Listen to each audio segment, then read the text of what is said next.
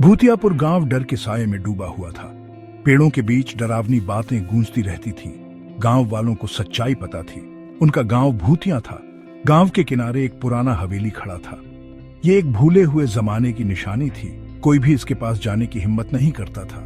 हवेली को भूतिया कहानियों का केंद्र माना जाता था। गांव वाले अजीब आवाजें और डरावनी रोशनियों की कहानियां सुनाते थे।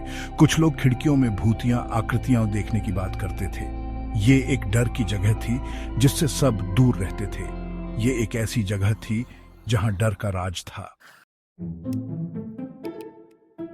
इंस्पेक्टर अर्जुन भूतियापुर में नए पुलिस ऑफिसर थे। वो तर्क और वजह के आदमी थे।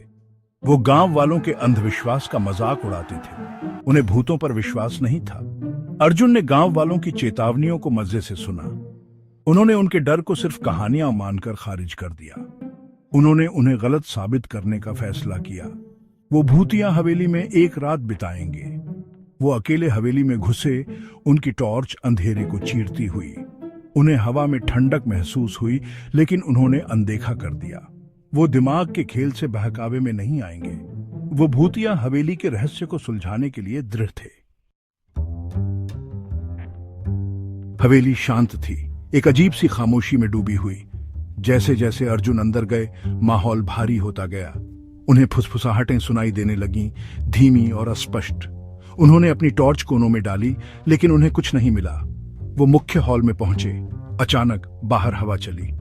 हवेली में ठंडी हवा का झोंका आया। दरवाजे तेज धमाके के साथ बंद हो गए। अर्जुन की रीढ़ में सिहरन दौड़ गई। वो फंस गए थे। उनकी टॉर्च टिमटिमाई, फिर बुझ गई। उन्हें अंधेरे में डुबो दिया। उन पर दहशत छा गई। वो अपने लाइटर के लिए टटोले। उनका दिल तेजी से धड़क रहा था। उन्होंने उसे जलाया। छोटी सी लौ घोर अंधेरे में एक प्रकाश स्तंभ थी। उन्होंने उसे तब देखा।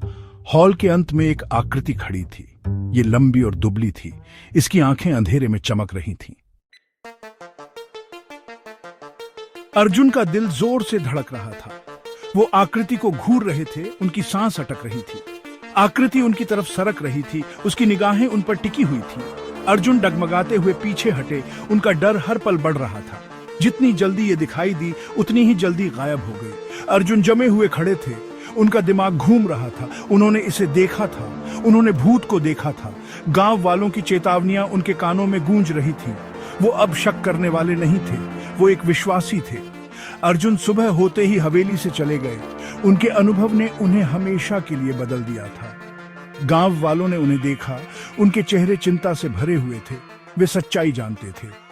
हवेली वास्तव में भूतिया थी, और अब इंस्पेक्टर अर्जुन भी जानते थे। वो भूतियापुर में ही रहे, उस रात की एक निरंतर याद दिलाते हुए जब उनका सामना अलौकिक से हुआ था। हवेली की भूतिया उपस्थिति गांव पर एक साया डालती रही, एक भयानक याद दिलाते हुए कि कुछ रहस्य अनछुए ही अच्छे हैं।